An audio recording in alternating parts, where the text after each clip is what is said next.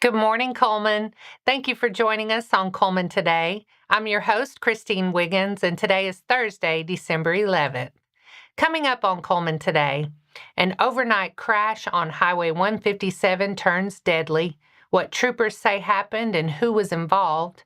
Plus, Vinemont leaders shuffle park funds, clear out old equipment, and gear up for Senior Citizens Day.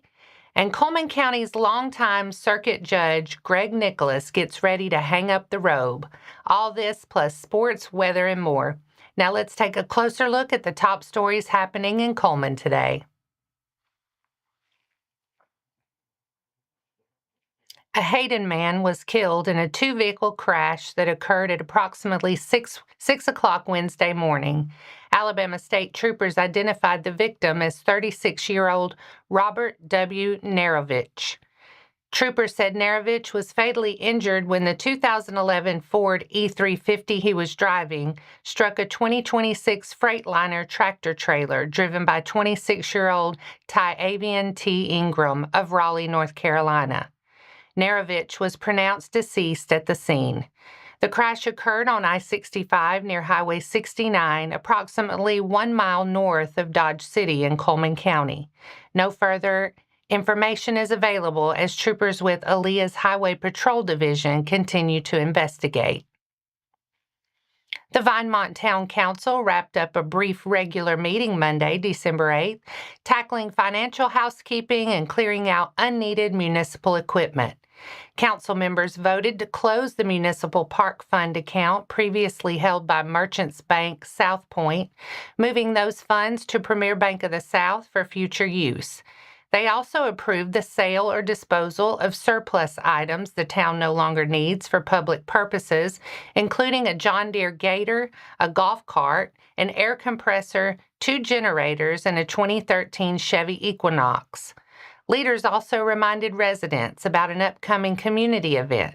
Senior Citizens Day will take place Monday, December 15th from 10 a.m. to 1 p.m. at the Vinemont Community Center. The council's next meeting is set for Tuesday, January 6th at Vinemont Town Hall.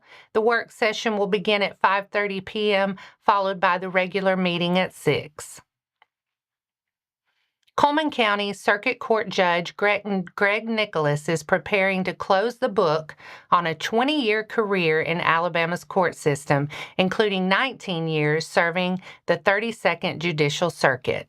Colleagues describe him as steady, thoughtful, and deeply committed to treating every person in his courtroom with dignity.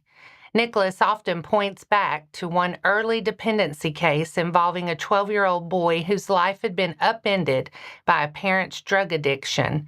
The heartbreak of that hearing stayed with him and helped shape his approach on the bench, pushing him to support rehabilitation programs and to help launch a local initiative where judges visit every high school in Cullman County to talk candidly with teens about drugs and the law.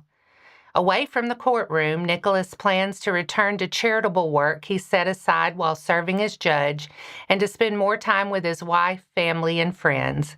He may still help mediate disputes or fill in when courts need him, but says this next chapter will focus on service in a different way. Governor Kay Ivey will appoint his replacement to serve until the next election. And that's all for our top stories this morning. Coming up, Cold Springs and Good Hope go head-to-head in Bremen. Sports is next.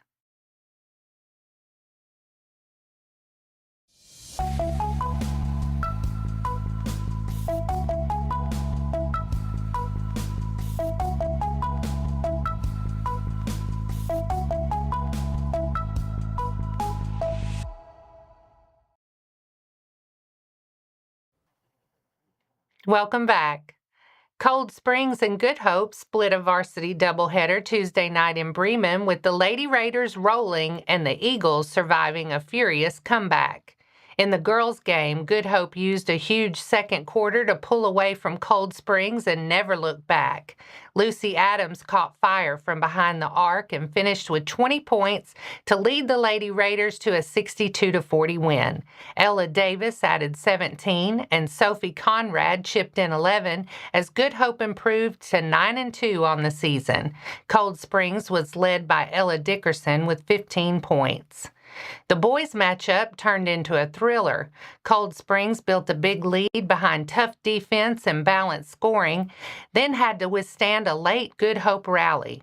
The Raiders trimmed a 16-point deficit all the way down to 2, but clutch free throws in the final seconds helped the Eagles hang on for a 55-53 victory. Ethan Day led Cold Springs with 14 points, while Lyndon Hill added 13 and Aiden Black 11. Good Hope's Tucker Screws poured in 18 and Christian Sims added 11. Cold Springs hosts Falkville Friday night. Good Hope is back home against Danville. And that wraps up sports for today. Coming up next, Cullman County seniors get a double dose of Christmas cheer, plus the Cullman Tribune Pet of the Week.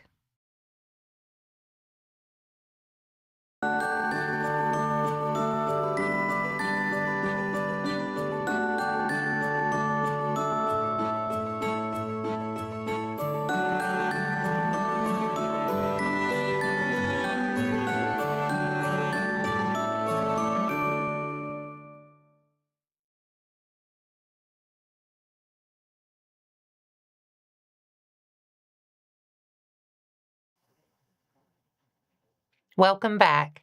Now it's time to speed things up with a news rundown. 4 stories in under 4 minutes.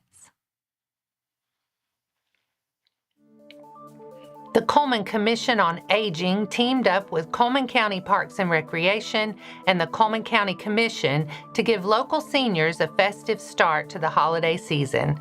Senior night at Winter Wonderland at Sportsman Lake Park brought out a big crowd Friday with chilly temperatures, Christmas lights, and plenty of time to visit and soak in the decorations. The celebration continued this week as the Commission on Aging began delivering Christmas gifts to homebound seniors across Cullman County. With help from community partners including Perry Tucker with R.E. Garrison Trucking and team members from Clayton Addison, volunteers packed vehicles with presents and made multiple rounds of deliveries. Organizers say the effort is all about making sure older adults feel remembered, supported, and included during the holiday season. The town of Falkville celebrated its 27th annual Christmas in the Park on Sunday, December 7th, filling Jack McCaig Park with lights, music, and small-town holiday cheer.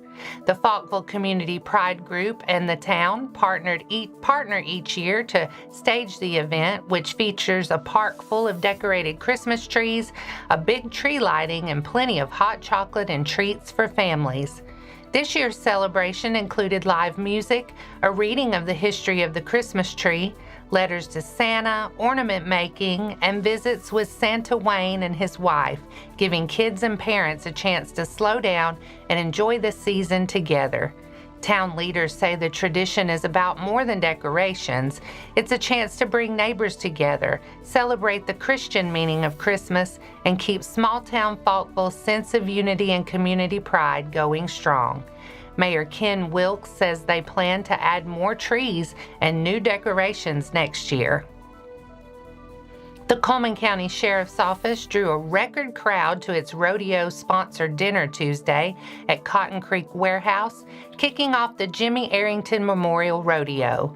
The event attracted nearly 800 supporters and raised more than $125,000 to help buy equipment, support the Special Needs Rodeo, and help local schools. The Special Needs Rodeo will treat about 1,000 students Thursday, December 11th to a mini rodeo at the Cullman County Agricultural Trade Center in Vinemont. The main Jimmy Arrington Memorial Rodeo runs Friday and Saturday, December 12th and 13th at the Trade Center. Gates open at 5 p.m. The Kids Scramble starts at 7 and the rodeo performance begins at 7:30. Tickets are cash only, $10 for adults, $8 for students. Children under 6 are free. Sherwood is a Siberian Husky mix who is about 5 years old with a steady, medium energy that makes him a comforting presence from the moment he walks beside you. He's the Cullman Tribune Pet of the Week. He has become a wonderful friend, always attentive, always tuned in to the people around him. Sherwood loves to be groomed and has a remarkable sense of spatial awareness. He adjusts himself gently around you and carries the calm confidence of a dog who understands people. He also has excellent taste, especially when it comes to high-end cheddar cheese. Sherwood's adoption fee is $130, which covers his neuter procedure, age-appropriate vaccinations, microchipping, and basic preventative care provided by the shelter. Visit the Cullman County Animal Shelter at 935 Convent Road Northeast. It's open Monday through Friday from 9 a.m. to 3:30 p.m. If Sherwood has already been adopted, the shelter has many other wonderful friends waiting for their forever families too. Contact the Cullman County Animal Shelter at 256-734-5448 or Cullman Animal Shelter at co.cullman.al.us. And that's your 4 stories in under 4 minutes. Now for a quick break before we look at the weather and pay our respects with obituaries. I'll be right back after this quick message.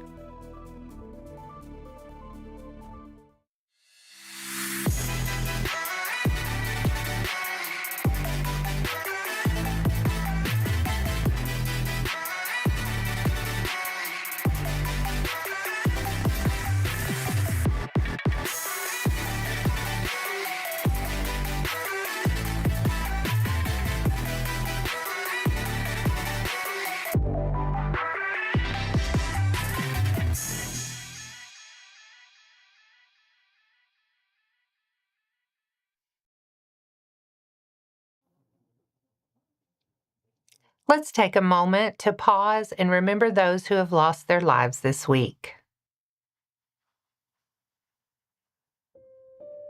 Bailey Faith White, 22 of Cullman, passed away Monday, December 8th. Funeral service will be at 2 p.m. Saturday, December 13th at Cullman Funeral Home Chapel with interment in Good Hope Cemetery. The family will receive friends at the funeral home Friday evening from 4:30 to 8 p.m. and again on Saturday from 8 a.m. until 1 p.m. Bobby Black, age 76 of Cullman, passed away on Monday, December 8th. Visitation will be from 11 a.m. to 1 p.m. on Friday, December 12th at Cullman Heritage Funeral Home, followed by funeral service at 1 p.m. and burial at Hopewell Cemetery. Raymond Lynn Turner, age 68 of Vinemont, passed away on Monday, December 8th. No services are planned at this time.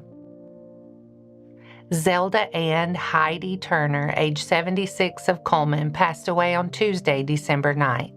Visitation will be from 12 p.m. to 2 p.m. on Sunday, December 14th at Cullman Heritage Funeral Home, followed by a funeral service at 2 p.m. Tracy Lynn Stewart, 53 of Cullman, passed away December 8th. Funeral services will be at 1 p.m. Friday, December 12th at Hanceville Funeral Home Chapel, with visitation from 11 a.m. until the start of the service. Burial will follow the service at Duck River Cemetery.